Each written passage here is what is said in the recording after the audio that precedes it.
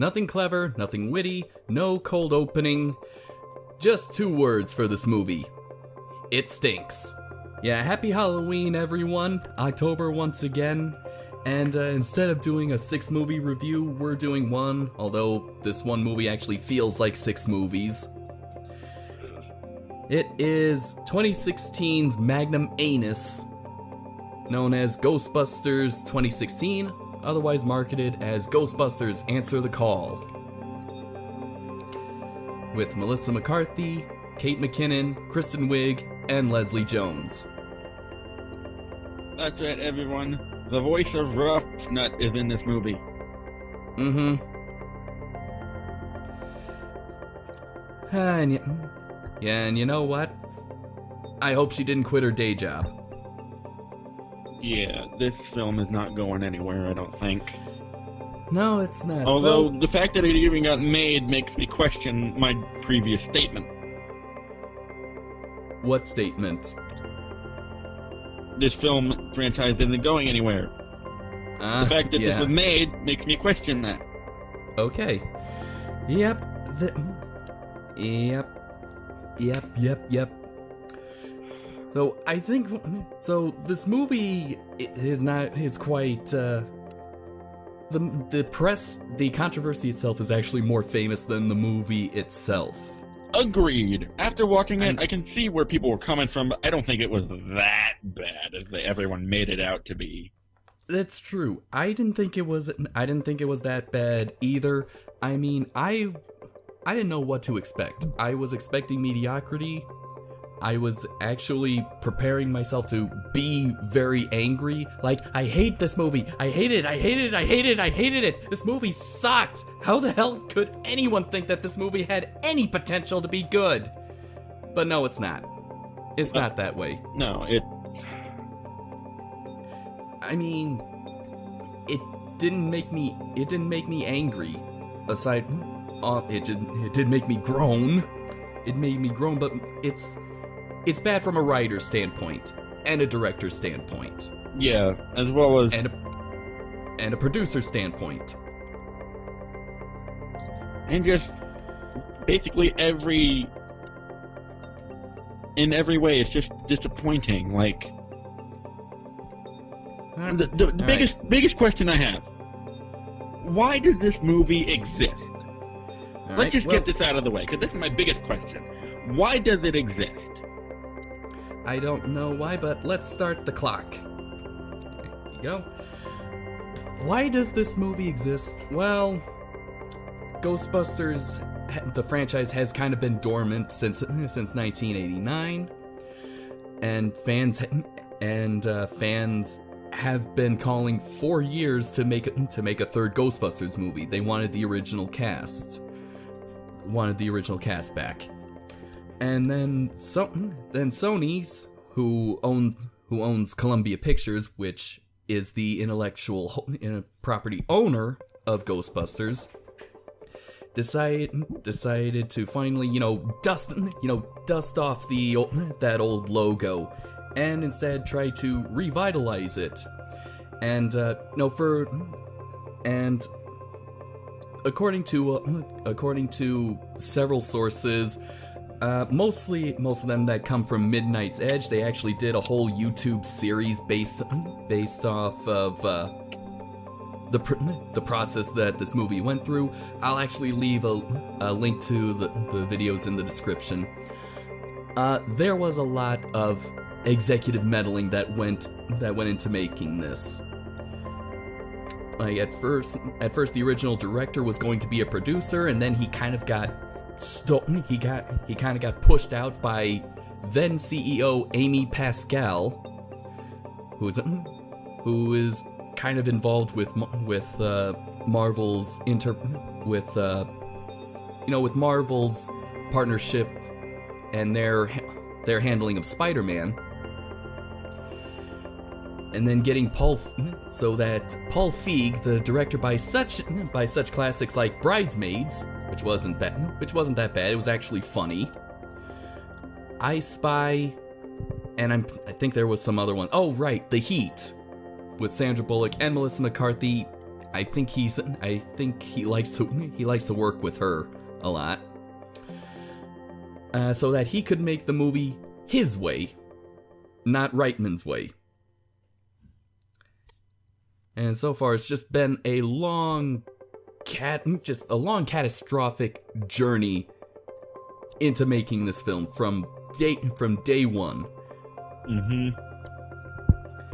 I'm actually looking up some stuff on Wikipedia right now, like on the opening overview paragraph.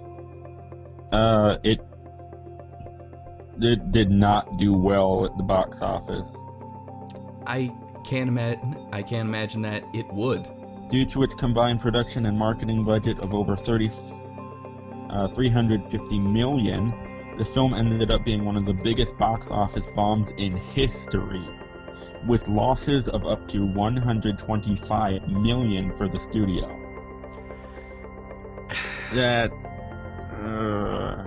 And yes, marketing was also a factor. Mm-hmm. Now, a lot of the controversy does seem to stem that when the first trailer came out, within 24 hours, it was heavily downvoted. It was the most disliked video in the history of YouTube. And that takes down. It does, yes. And what does the PR do? They blame the old fans, calling them sexist, misogynist, man babies living in their mother's basement. What a great way to promote your movie! Yeah, way to go, guys. Using insult your audience. That always works. Hey, it's still working now. I mean, that's what Disney is doing for Star Wars. And it just got worse and worse and worse. Now, and it got so bad that I was going to see the movie in 2016 because I knew I was probably going to review it, even though I hadn't reviewed, I think at that time, in a year. But the movie was not the movie. The whole marketing surrounding it was just so toxic, and I love film. Ian, you know that I love movies. Yeah. Everyone who's been on my channel since day one knows I love movies. I ended up not going to it, not seeing it, not paying money to see it, because I did not want to go into a movie with a negative emotion. I felt like I wouldn't be giving the movie its fair chance. I would just be seeing it through red-tinted goggles. Yeah, and that's something while watching through this I had to work through. I kept trying to tell myself, try not to hate it so much. Let's see what it can do. And I did my best. But it just... Which one did you see? Because apparently there's two versions. There's the theatrical version and the extended cut. I don't know. Let's see, did you get... Alright, well, I got the extended cut. It was mostly because, since I synced my, my iTunes, movie iCloud with, Movies Anywhere. One of them was Spider-Man, which is owned by Sony, and because of that, I was able to get Ice Age and Ghostbusters free because they're Sony properties. And yeah, even though they're free, I kind of want my money back. Ooh. I'm sorry. I mean, I thought of that on the drive home. This movie is, in my most pleasant, nicest form of criticism, is a joke. It's a joke. Mm-hmm. It's a joke on the franchise. It's a joke to fans. It's a joke to new fans. The movie itself feels more like a parody of the Ghostbusters franchise instead of actually part of the franchise. It works more like the cartoon.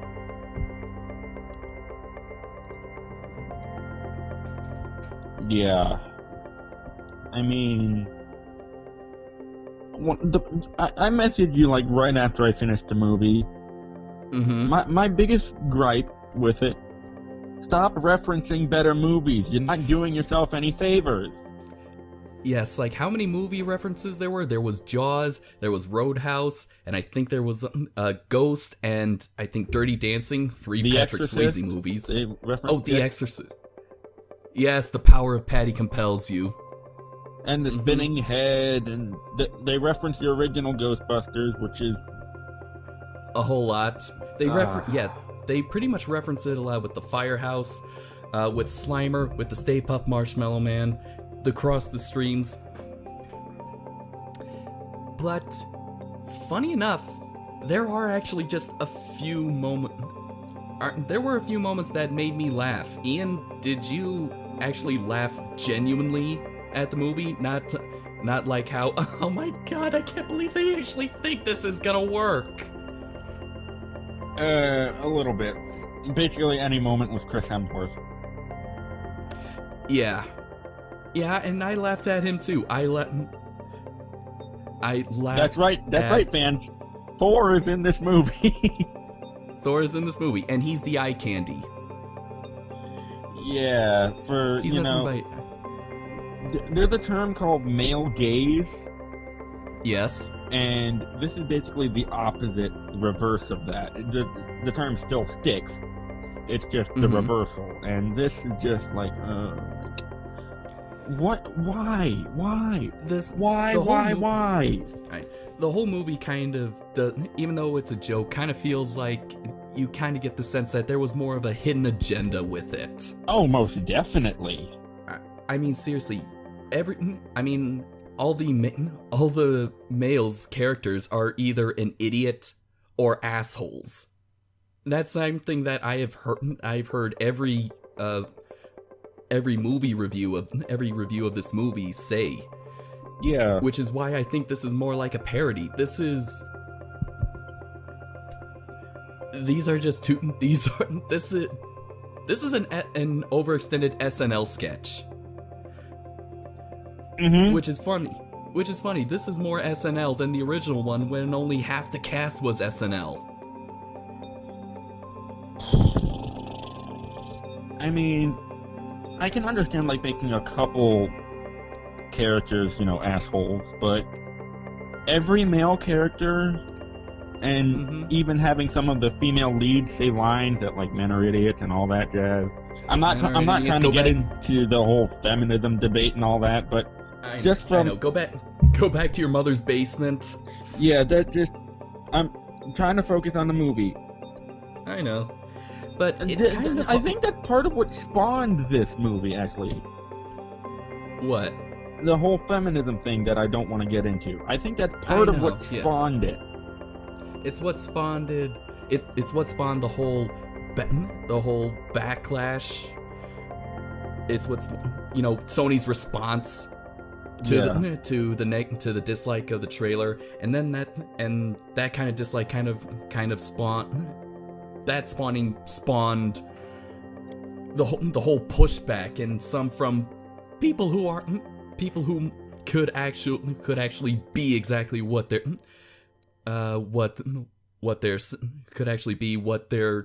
they're claiming. But when you paint everyone with a broad stroke, that it also drives away your audience. Yes, it does.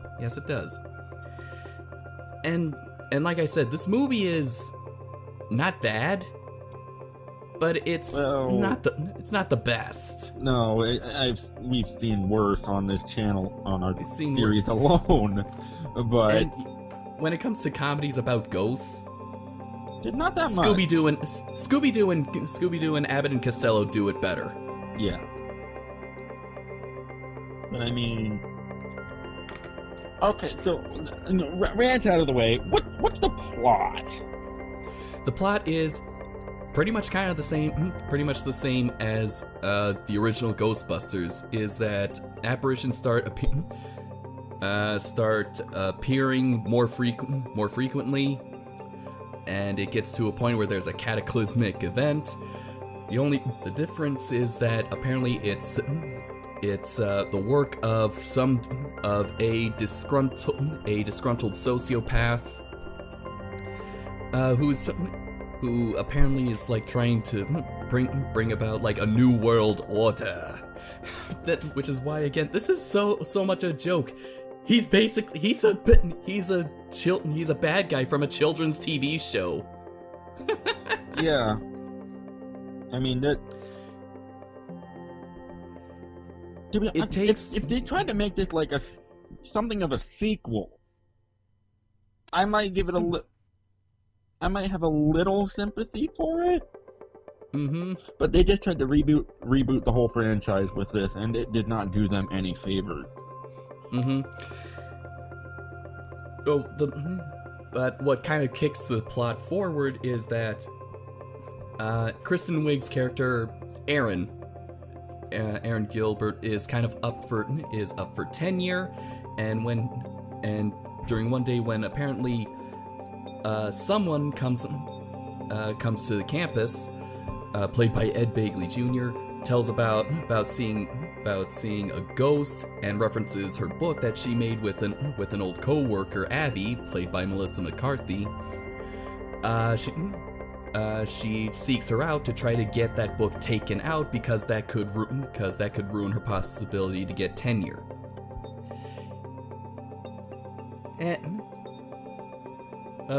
But what follows is that they get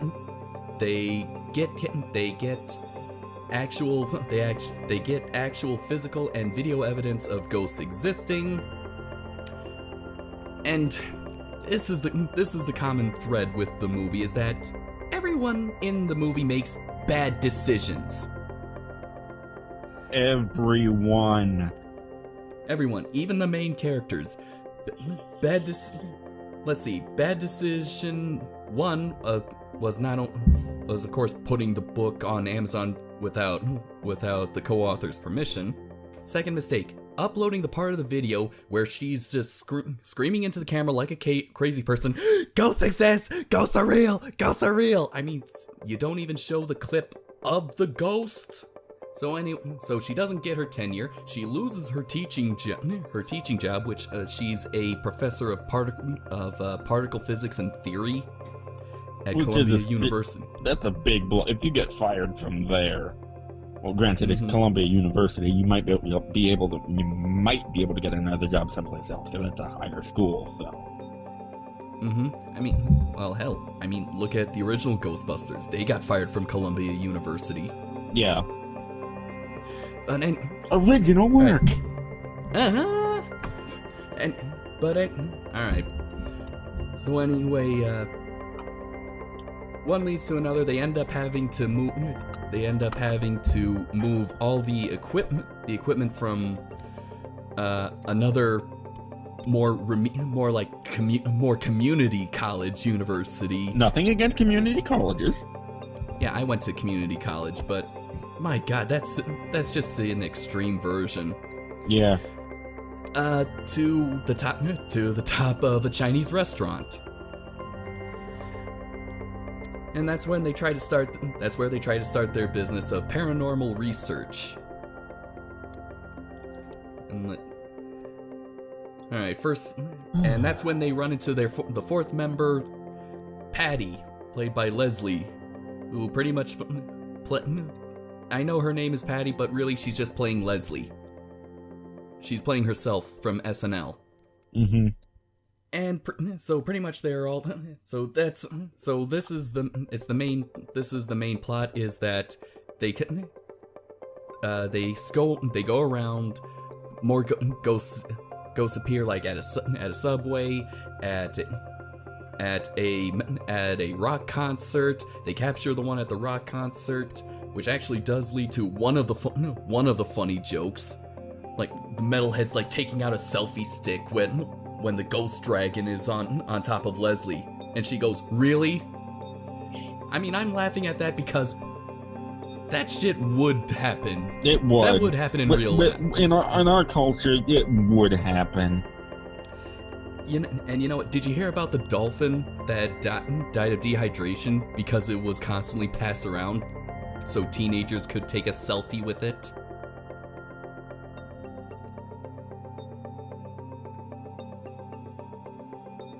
Viewers, I know you can't see me. He's angry. I can see it. He's turning red. As someone, who works with animals, that's just dumb. And cruel. And cruel, yeah. My politest words ever. Dumb and cruel. Although, John, that dolphin didn't drown. Its organs collapsed. Okay.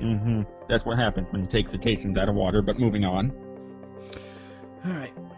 But, of course there's a skeptic. Which, alright, so there's a skeptic that kind of says that these Ghostbusters are frauds, it's all a hoax, and it's played by the guy that makes being an asshole an art form, Bill Murray. Yes! He's way too cut out for this movie. I know. His character ends up getting killed because bad decision number 3.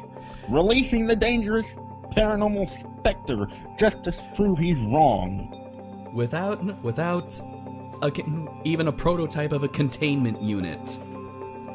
Oh yeah, and it that goes nowhere. It's just brushed under the rug. They don't get charged with murder.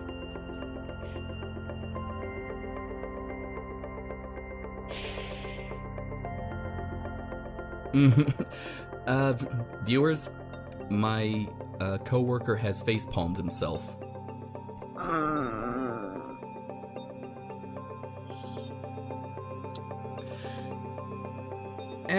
I'm not even gonna dignify that dumb decision with a response.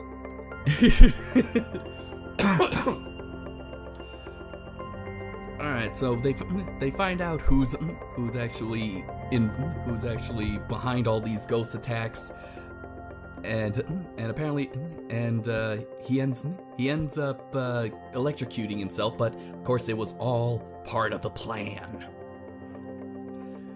Alright, it was to make himself a ghost so that I don't know why, so he could possess someone, or at least, or I don't know, he can control all the other ghosts. He wants to be the shepherd, I guess.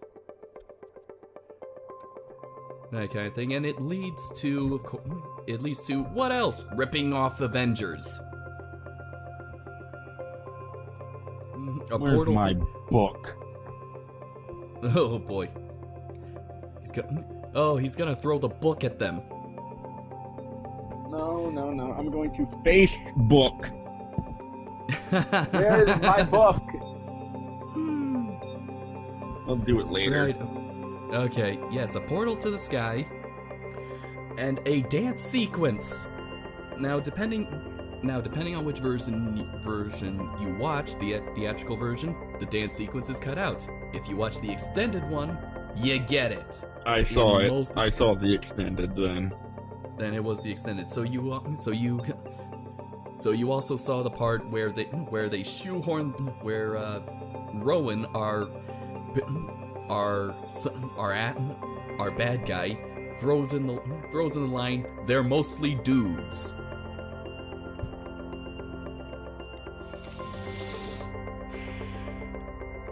Again, real subtle writing. Real subtle. Real subtle, Paul. I will hemisect you with a lightsaber. Whew.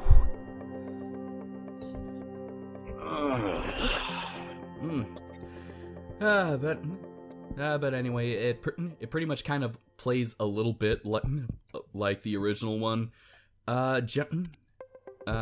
with minor difference. One, a giant form of Rowan's ghost form is made because you know one of them chooses their form. It's not the Stay Puft Marshmallow Man. It's the logo. It's the Ghostbusters. It's the ghost from their logo. And which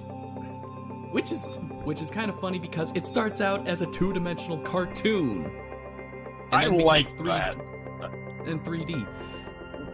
Which is why it's kind of different but a little out of place, but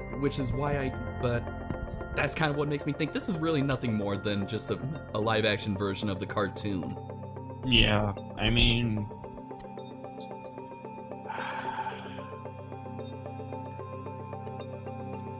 So yes, to close the portal, they have to cross the streams, which was stated earlier is a bad thing, but they survive. They blast the giant ghost in the crotch so that it can get sucked into the portal. wow, real clever, guys. Mm-hmm. Yes, you're about as clever as every 90s comedy. And you know, New York is saved. Everyone knows about the Ghostbusters. They're not frauds, and because as thanks, the mayor of New York, or more like his assistant, gives them the firehouse that they originally wanted, but was too expensive. Oh, and they're allowed to, continue their research and whatnot with funding. So yeah, and Ernie Hudson makes his cameo appearance, so as does Sigourney Weaver. And that's it. Movie's over, and if you are actually able to stay through the whole credits, you see Leslie playing with the tape deck, and saying that she heard something, and then she asks, "What's Zool?" And done.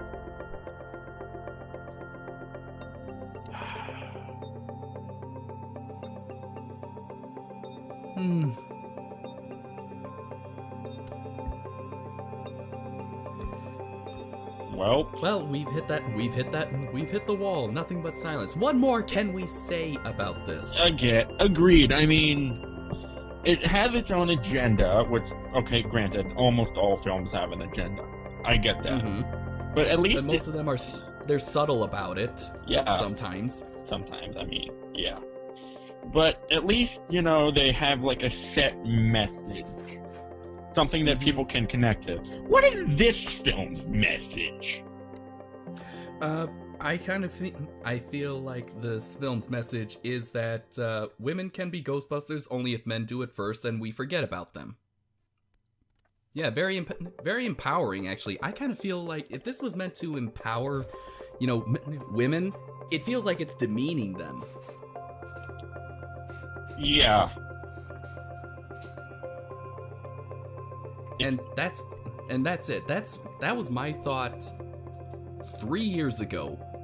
All over. I know that these 4 actresses, they are funny. They can be funny. But they're only funny if they're given a good script to work with, that they can build off of, that they can work around. You can't just pull. You can't. This isn't like a magician on stage. You can't just pull a rabbit out of a hat and then expect everyone to go ooh ah. Yeah, and to be honest, I agreed. This film, I don't think it empowers women.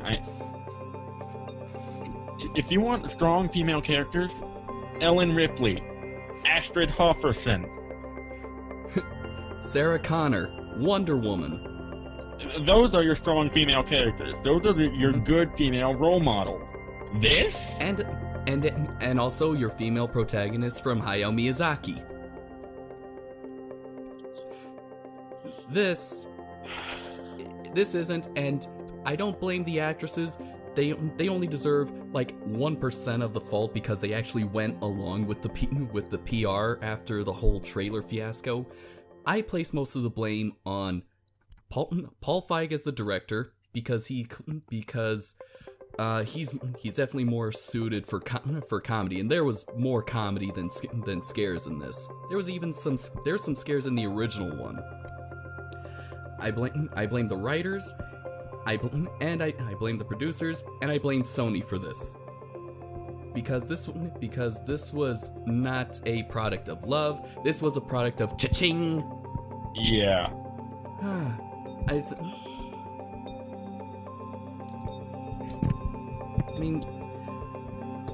Alright, so what?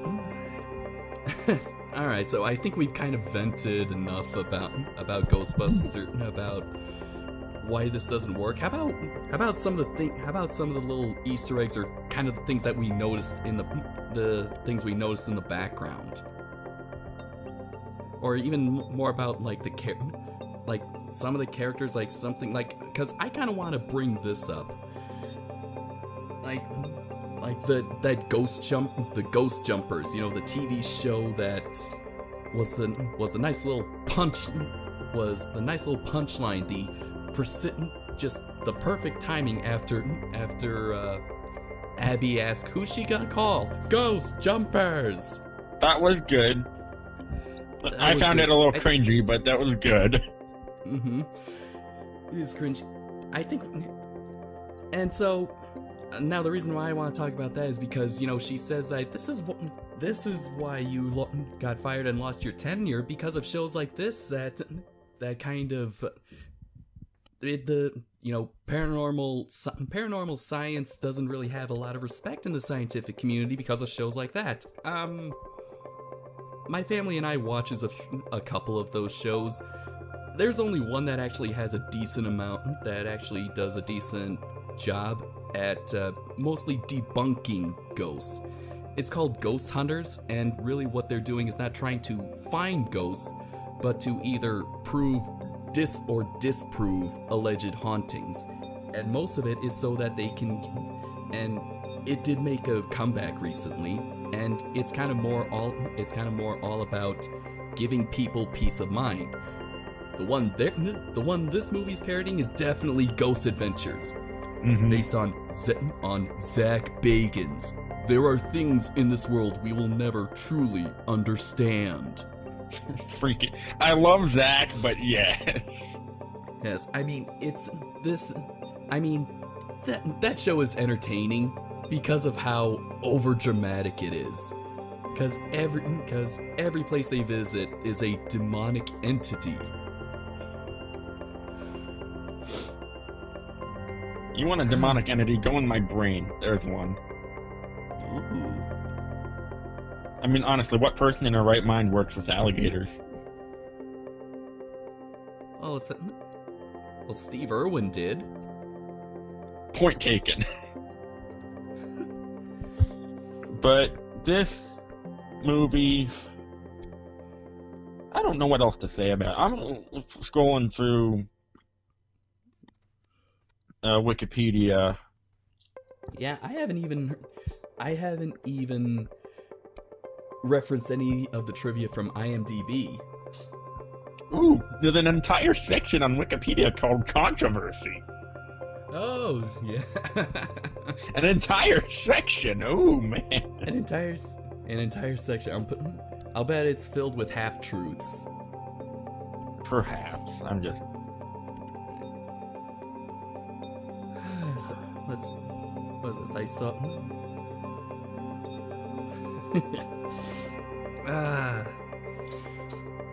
The thing is that this movie does seem to take concepts and storylines from previous versions of Ghostbusters. One of which was the whole ley lines, like ghost attacks in strategic locations, you know, where there's like a hotspot and they crisscross at a certain intersection. If any of you fans have actually played the video game Ghostbusters, the game where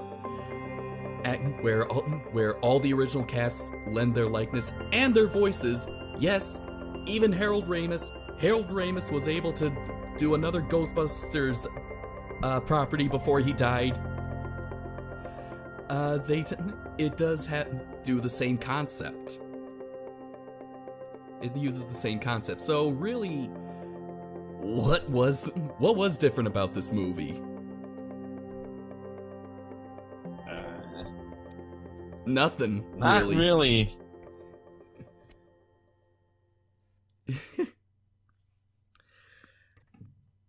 All right, let's see. Let's see.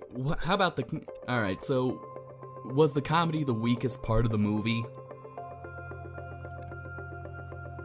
Yes and no. It depends what sort of comedy. Yes. Honestly, I think the story is the weakest part.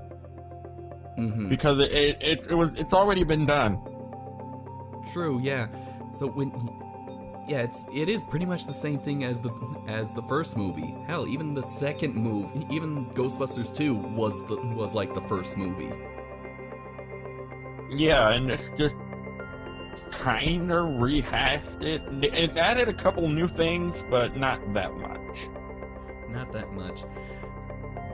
Honestly, what I expected from the movie, the movie was exactly what I expected from the trailer when it comes to the comedy.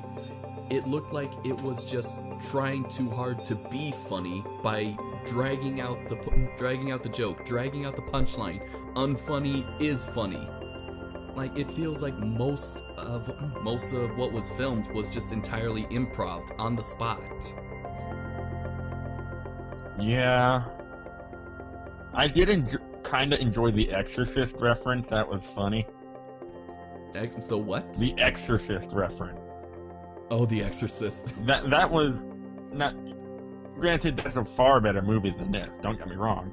I was weirded out, but I wasn't scared of The Exorcist. I was just weirded out by it. Mm-hmm. But that just reminds me of. I keep hearing like people referencing The Exorcist. Like, there's this one, I forget who said it, but it's the power of Jerry compels you.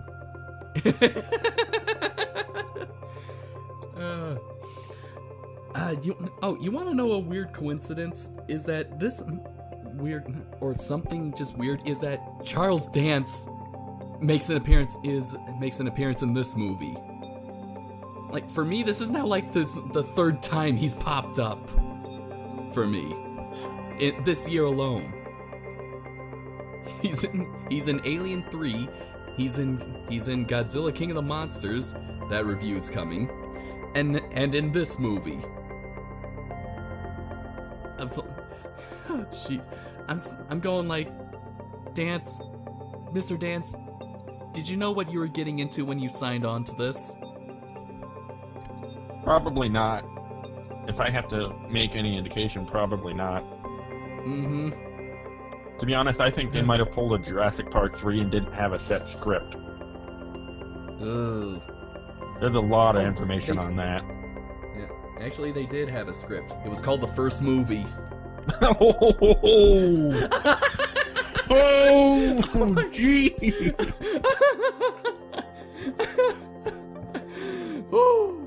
Oh my god. I felt the heat coming off of that one. You got burned. Roasted.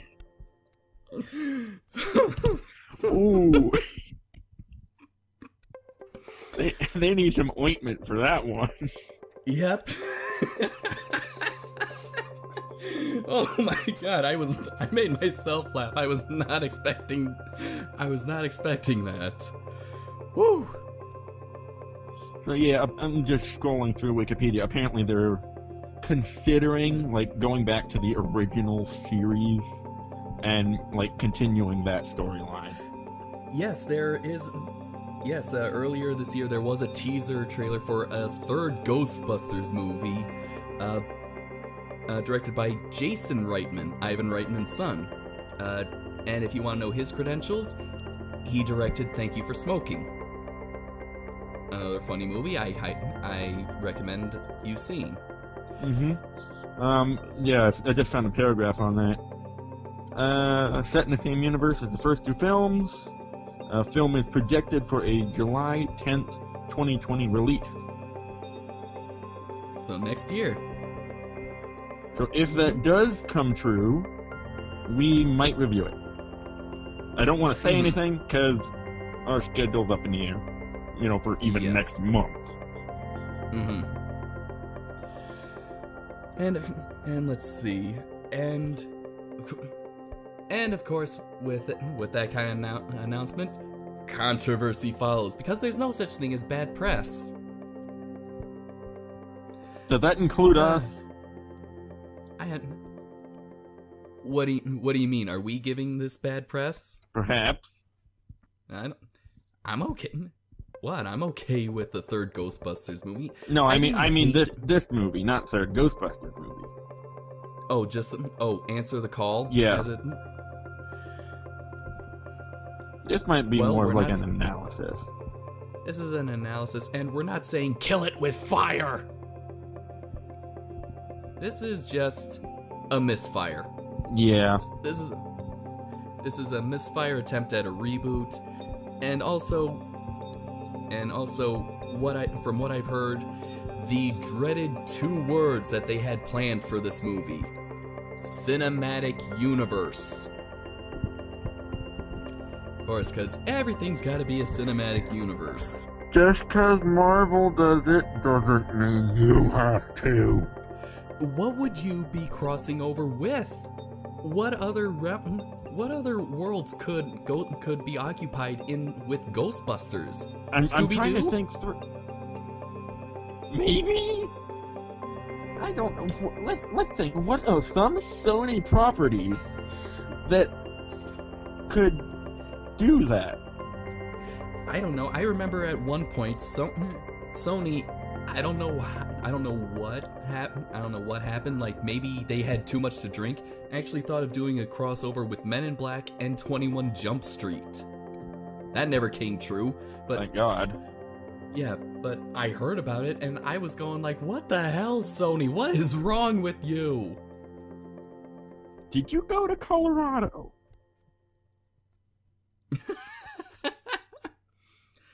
I don't even think a trip over there would have screwed them up. Oh, and I know what you're referencing too. But I mean, cinematic universe.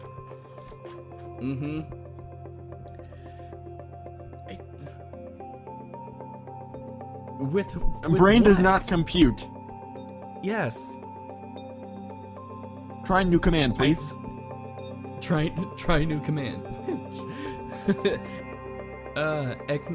Okay. Execute. Let's see. Execute original programming. Ghostbusters 3 initiated.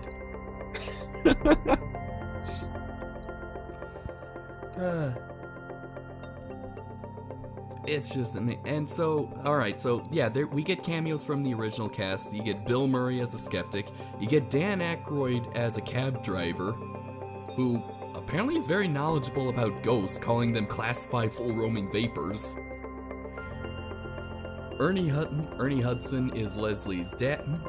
is Leslie's dad, or not dad, uncle, who runs a funeral home. And what about Harold Ramis? Well, we get a bust of him in the beginning. And you know what? To kind of add insult to injury, at the end of the credits it says for Harold Ramis. I hope he's haunting you.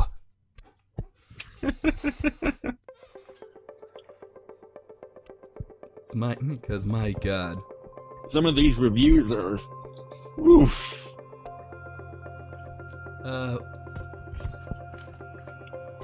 But are they family friendly? Because after all, this is on YouTube. And we're not monetized. Yeah, but the channel can still be taken down.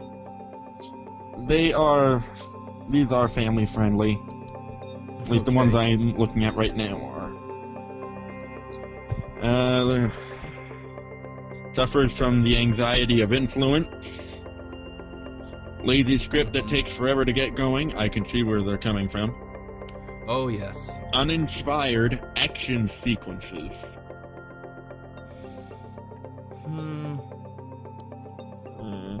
I think a better term would be overly inspired. I think they were dull. They were kind of dull. I mean, this is supposed to be it was supposed to be the high point of the third act, and I mean, it did kind of catch my interest, but I wasn't going all like, yeah, woo! You know, that kind. I wasn't really all into it. It does have some positive reviews on here. Don't get me wrong. But I mean, it won. Interesting. Kids' Choice Awards. It won a couple awards. I can kind of see why. I mean, it does feel a lot more. It feels more kid-friendly. Not just kid-friendly. Not just kid. Oh, the joke with the tape. No, that ain't kid-friendly. Fine, family-friendly. Family-friendly. It definitely feels more childish than even the 84, which was kind of childish and adult at the same time.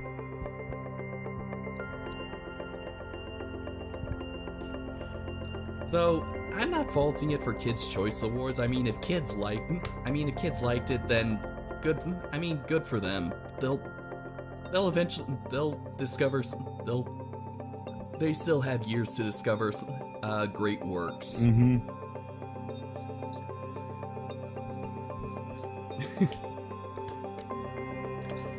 Let's see.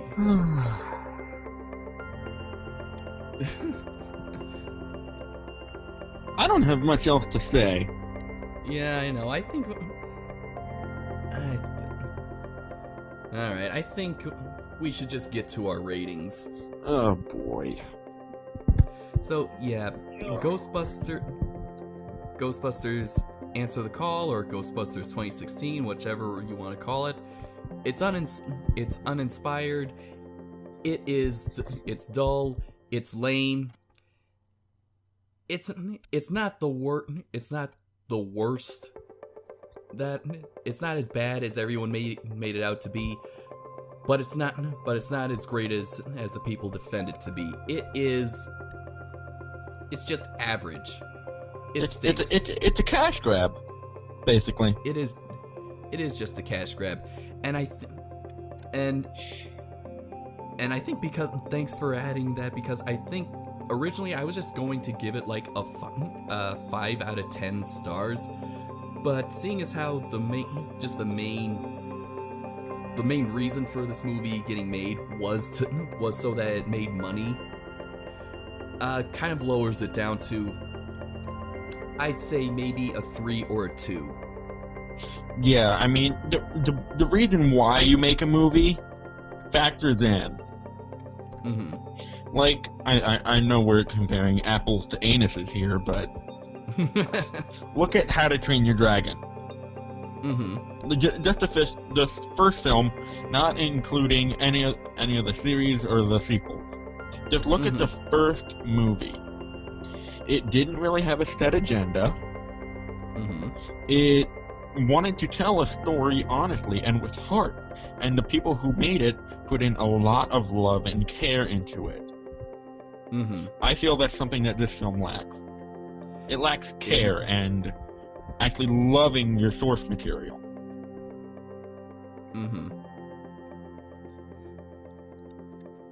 So your rating? Oh boy, my rating. While it does have some good comedy, good comedy is never enough to pull a film out of the swamp. It really isn't. Not even A-list actors can pull it out. So, with Ghostbusters 2016, Ghostbusters Answer the Call, whatever it may be called, I gotta give it maybe a 2.5, maybe a 3, because it's uninspired, it's a cash grab, it has a rather blatant agenda, and it doesn't add anything new of substantially. It has a couple new ideas, but it's not enough.